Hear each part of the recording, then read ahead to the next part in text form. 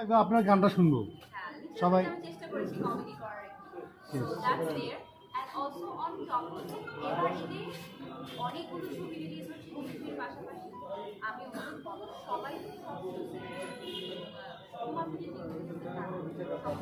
আপু তাহলে আমরা গানটা একটু শুনবো আপনার কোন ভাইয়া বলে নাও, তারপর আমি আর দুজন একসাথে যদি একটু দর্শকদের আমন্ত্রণ করেন সিনেমার জন্য। হ্যাঁ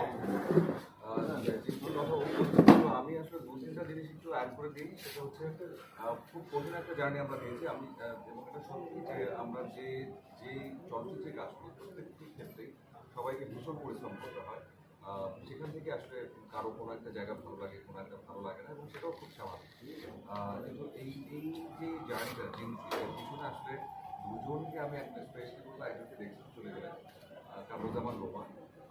তিনি আসলে ভীষণ সাহসী একজন ডিরেক্টর, এবং যার কারণে আমরা আসলে এই টানা 1 মাসের জার্নি যেটা দিলাম, ইম্পসিবল জার্নি।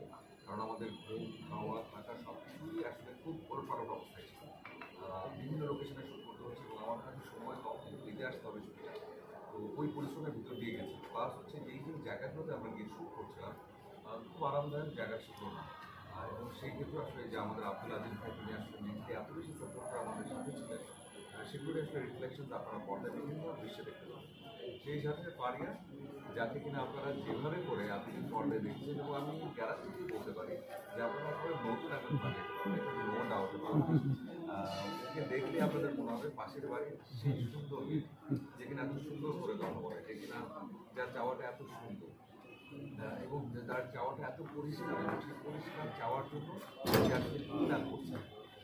এবং সেই সাথে আমার চরিত্র এবং দানিয়া আপা এবং নাদের ভাই সবার চরিত্র জায়গা থেকে সবাই আমরা চেষ্টা করেছি যার যার চরিত্র জায়গা থেকে আমি সুন্দর ছাপা দেয়।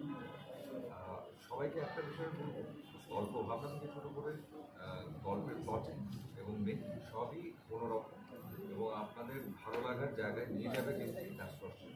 সবাইকে প্লিজ আসবেন এবং দিন ফিরে একটা গান কিন্তু আমরা